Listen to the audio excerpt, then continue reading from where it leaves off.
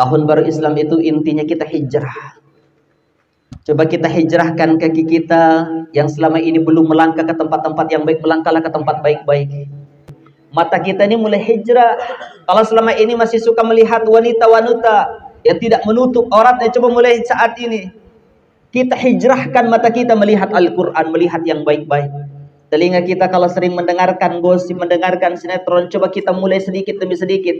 Kita mendengarkan nasihat-nasihat, kita mendengarkan dakwah-dakwah, senang duduk di majelis taklim. Kalau pikiran selama ini masih jorok, kalau pikiran kita masih selama ini masih urusannya dunia, coba kita mulai sekarang sedikit demi sedikit kita mikirkan akhirat kita. Jadi jangan pernah mencaci maki. Kita hidup di muka bumi Allah Subhanahu wa taala itu perbanyak teman, perbanyak saudara. Kita mau datang di mana saja banyak teman, banyak saudara. Jangan di mana-mana di kampung sendiri kita dibenci, kita dicaci maki. Dan jangan pernah mencari penilaian di hadapan orang, tapi carilah penilaian di hadapan manusia. Dan coba robah doamu sekarang, doamu akhirat. Jangan minta kaya mulu, kaya mau ngapain? Tapi sekarang minta akhirat, ya Rabb panjangkan umur biar bisa tahajud, biar bisa sholat, biar menambah ubudiyah kepada Allah. Doanya sekarang untuk akhirat, ya Rabb. Coba deh, berikan uang banyak biar musola Al-Hidayah itu dibangun, saya bisa bantu. Kalau nggak punya duit kan mau bantu juga nggak bisa pakai dana. Tapi kalau nggak bisa, ya Rabb, tapi kalau kamu masih belum berikan rizki hari ini, berikan saya tenaga yang kuat biar saya bantu dengan tenaga saya. Doanya gitu, jangan minta dunia terus, ya Rabb, mudah-mudahan kaya. Kalau dapat 2 miliar nih bisa dapat bini 2. Wah, bahaya. Ini kalau dapat 1 miliar nih langsung beli mobil nih. Ingatnya dunia terus. Padahal kematian kita selalu mengintai kita, ada di belakang kita. Kita ngejar-ngejar dunia seperti mengejar bayangan kita sendiri. Makin dikejar, makin kenceng, dia makin pergi. Ternyata ada maut di belakang kita. Ngejar dunia nggak capek. Tiba-tiba ada malaikat Israel udah dari belakang. Udah ngesep-ngesep pala kita. Ini udah waktunya nih. Jangan pernah suuzon sama orang. Perbaiki diri kita, bersihkan diri kita. Kalaupun kita punya ilmu, ilmu kita itu bukan untuk menilai orang lain. Tapi memperbaiki ubudiyah kita, sholat kita bagaimana. Cara zikir kita kepada Allah, bagaimana cara wudhu kita yang benar. Tapi bukan untuk mencari-cari kesalahan orang, memperbaiki diri sendiri. Kalau nuntut ilmu, pengen nyalahin orang, salah. Salah cara nuntut ilmunya. Jangan pernah merasa soleh. Soleh bagus, tapi orang yang merasa soleh itu salah. Orang benar bagus, tapi merasa benar itu salah. Orang berjasa bagus, tapi merasa paling berjasa itu juga salah. Jadi tawaduk saja jadi orang.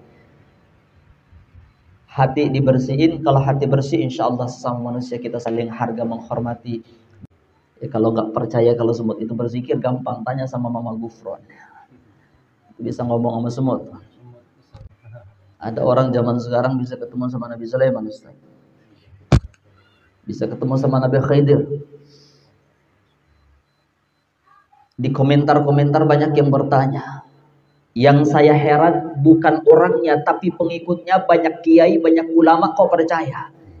Jawabannya simpel. Jangankan orang di zaman sekarang, di zaman Nabi berapa banyak orang yang mengaku Nabi sampai hari ini dan banyak pengikutnya. Berapa banyak aliran sesat, ada aja pengikutnya. Ada orang yang ngaku malaikat Jibril, ada pengikutnya.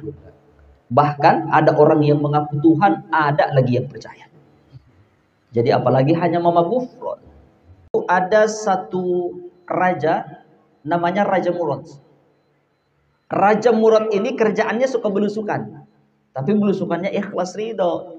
Orangnya soleh. Jadi dia belusukannya nggak bawa kamera, Ustaz. Bukan pencitraan, bukan direkam terus diviralin. Jadi ini benar-benar belusukan, mengikuti bagaimana sahabat-sahabat Nabi. Suatu hari ketika dia belusukan, dia ngeliat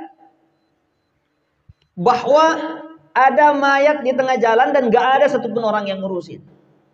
Dipanggil satu kampung, kamu kumpul, kamu urus ini jenazah. Kenapa dibiarkan? Apa kata dia? Dia ini ahlul ma'asi, ahli maksiat, suka main perempuan, suka mabuk. Saya sering bilang, selama agamanya muslim dan pernah sholat sekali saja seumur hidupnya, dia wafat, Pak, harus wajib kita ngurus jenazahnya. Jangan sampai ada orang wafat gara-gara dia nggak sholat, suka mabuk, nggak diurus, nggak, itu dosa. Dan jangan hanya datang di tempat orang mayit itu, hanya datang jadi penonton saja. Begitu orang sholatin di luar, ngumpul banyak orang, yang sholatin cuma 5 orang. Jangan. Kalau kau datang, ikut doakan, minimal kau ikut dalam sholatnya. Dan bikin sop minimal 3 sop. 2 orang satu saf juga nggak apa-apa, tapi bikin 3 saf. Dan ikut doakan, ikut sholat. Tapi dia suka minum, nggak apa-apa. Dia suka berzina, nggak apa-apa. Dia benci saya, caci maki saya, nggak apa-apa. Ikut sholatin. Selama dia pernah sholat dalam seumur hidupnya, jangan pernah hina caci maki orang. Ini orang Masya Allah, nggak ada yang mengurus jenazahnya.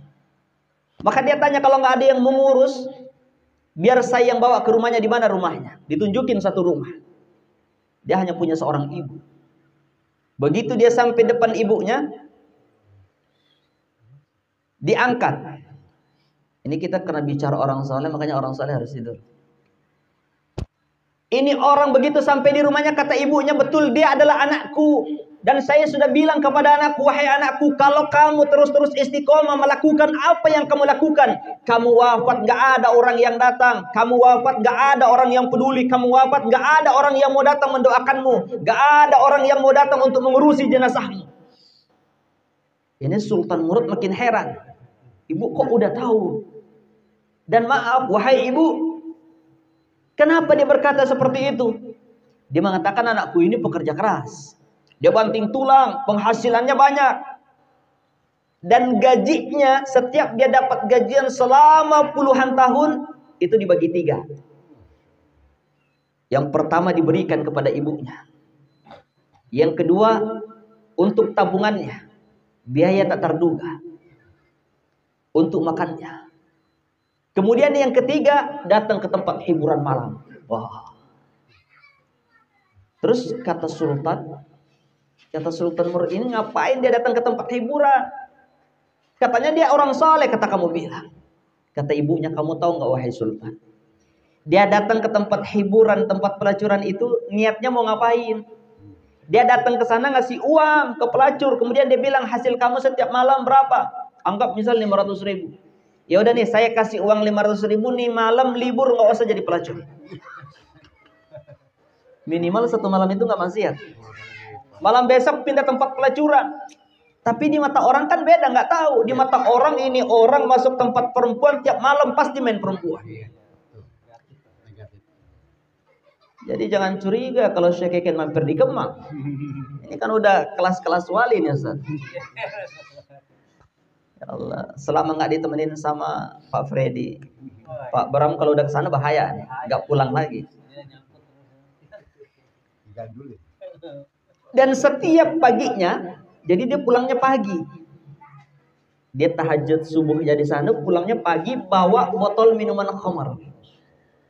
Ditenteng di tengah jalan. Ibunya nanya, nah kalau kamu gini terus orang caci maki kamu. Dia bilang apa? Allah tahu kalau saya nggak minum.